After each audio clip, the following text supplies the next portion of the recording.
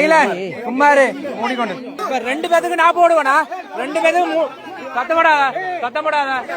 வவுனியா மற்றும் யாழ்ப்பாணம் என்று அடுத்தடுத்து இடம்பெற்ற ரயில் விபத்துகளில் இருவர் பலியான சம்பவம் தொடர்பாக செய்திகள் வெளியாகி பெரும் சோகத்தை ஏற்படுத்தி இருக்கின்றது. இது தொடர்பாக இந்த தொகுப்பிலே விரிவாக பார்க்க இருக்கின்றோம். மற்றொரு செய்தியாக வவுனியாவில் பிரதேச சபை உறுப்பினர் விக்டர் உள்ளிட்ட இருவர் கைது செய்யப்பட்டிருக்கிறார்கள்.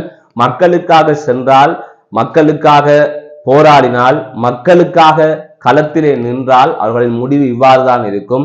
அவர்கள் மக்களுக்காக சென்றார்கள் என்பதை கூட சொல்வதற்கு இங்கிருக்கின்ற ஊடகங்களும் ஊடகவியலாளர்களும் தயாராக இல்லையா என்கின்ற கேள்வி இருக்கிறது. ஏனென்றால் அவர் சிறை சென்றிருக்கின்றார், அவரது பெயரை கூட செய்திகளிலே குறிப்பிடவில்லை. அது தொடர்பாக விரிவாக இதிலே பார்க்க இருக்கின்றோம். இவை தொடர்பாகத்தான் இந்த செய்தி தொகுப்பில் பார்க்க இருக்கின்றோம். அதற்கு முதல் JK ரிப்போர்ட் எனப்படுகின்ற இந்த யூடியூப் சேனலை இதுவரை சப்ஸ்கிரைப் செய்யாமல் பார்த்து கொண்டிருக்கின்றவர்கள் சப்ஸ்கிரைப் செய்து கொள்ளுங்கள்.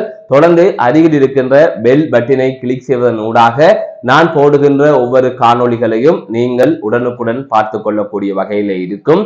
நான் நடராசா ஜெயகாந்தன். தற்பொழுது செய்திகளுக்குள்ளே செல்லலாம். வவுனியா ரயில் நிலையத்திற்கு அருகில் புகையிரதம் மோதி ஒருவர் உயிரிழந்திருப்பதாக தெரிவிக்கப்பட்டிருக்கின்றது. நேற்றைய தினம் இரவு இந்த சம்பவம் இடம்பெற்றிருக்கின்றது. ஜாழ்ப்பாணத்திலிருந்து கொழும்பு நோக்கி பயணித்த இரவு நேர தபால் ரயிலில் மோதியே குறித்த நபர் உயிரிழந்திருப்பதாக தெரிவிக்கப்பட்டிருக்கின்றது. குறித்த நபர் உயிரை மாய்த்துக் கொண்டாரா அல்லது விபத்தில் சிக்கி உயிரிழந்தாரா என்பது தொடர்பான விசாரணைகள் முன்னெடுக்கப்பட்டு வருகின்றது.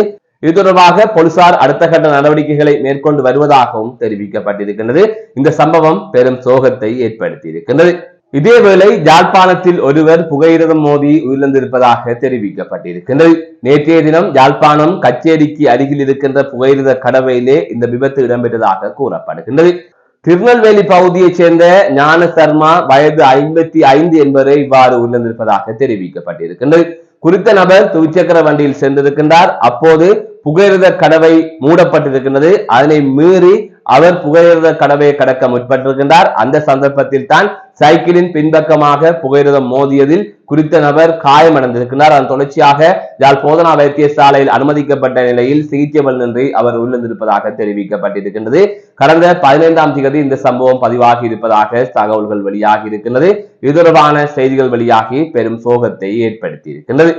மற்றொரு செய்தியாக அனைவருக்கும் தெரியும், சில தினங்களுக்கு முன்னர் வவுனியாவிலே ஒரு பரபரப்பு சம்பவம் ஒன்று இடம்பெற்றிருந்தது. வவுனியா கூமாங்குளம் பகுதியில் இரவு வேளையிலே நபர் ஒருவர் உயிரிழந்திருந்தார். மோட்டார் சைக்கிள் அருகிலே விழுந்து கிடந்திருக்கின்றது. இந்த நிலையில் அந்த நேரத்தில் வீதி கடமையில் ஈடுபட்டிருந்த போக்குவரத்து போலீசாருக்கு நபர் ஒருவர் வீதியிலே மதுபோதையில் விழுந்து கிடப்பதாக தகவல் தெரிவிக்கப்பட்டிருக்கிறது. அதற்கு அமைய அந்த போலீசார் அந்த நபரை பார்ப்பதற்காக அந்த இடத்திற்கு சென்றிருக்கிறார்.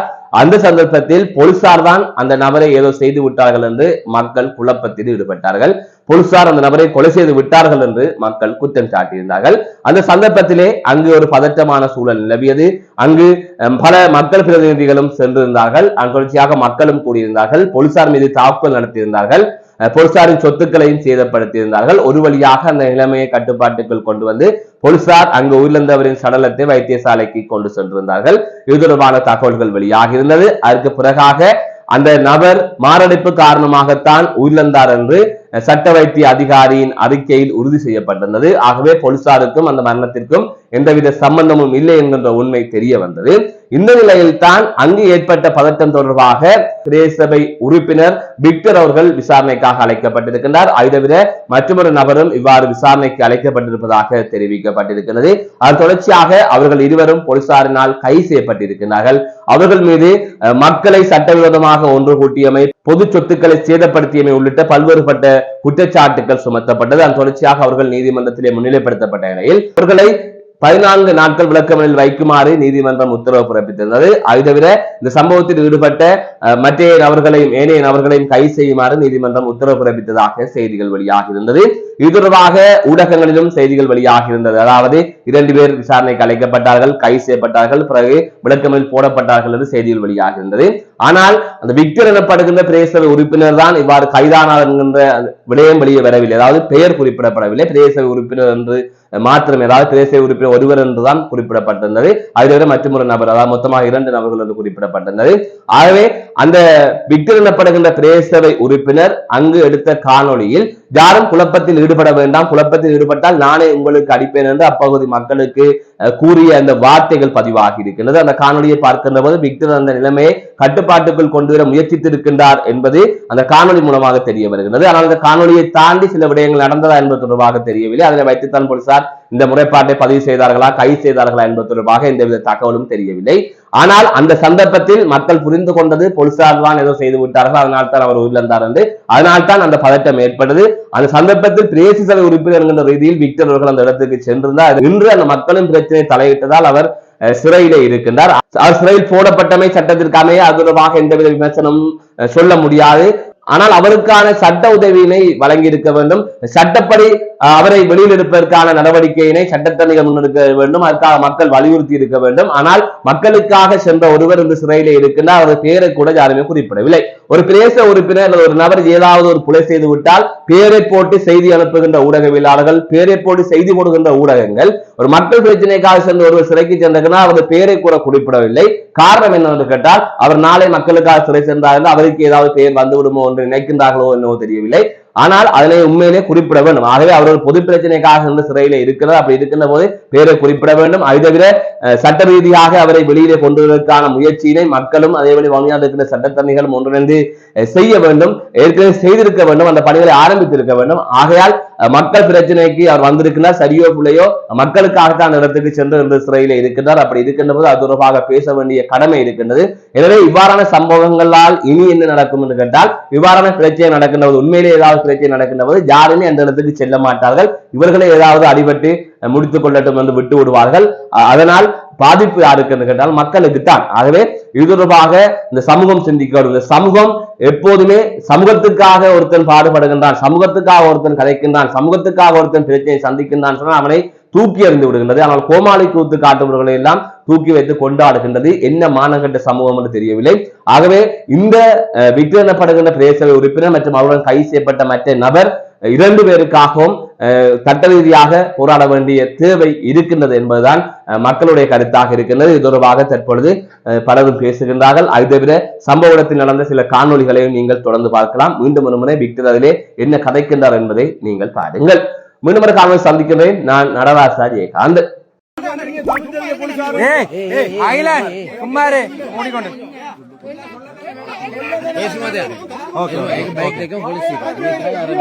இல்ல சரி சரி சரி சரி சரி ஓகே.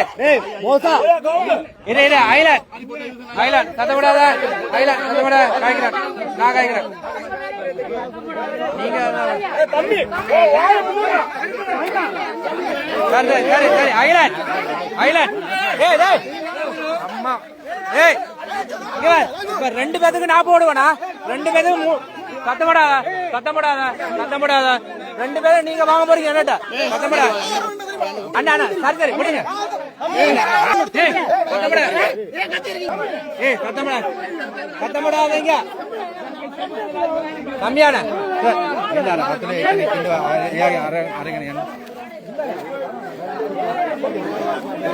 ஓ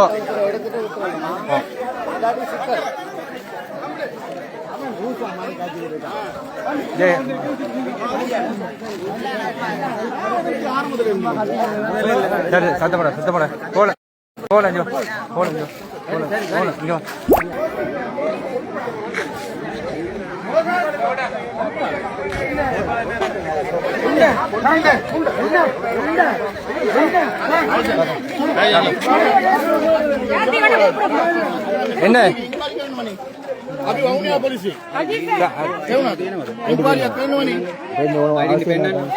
போல என்ன கொண்டாயிண்ட இது பெண்ணன் பெண்ணன் ஓகே.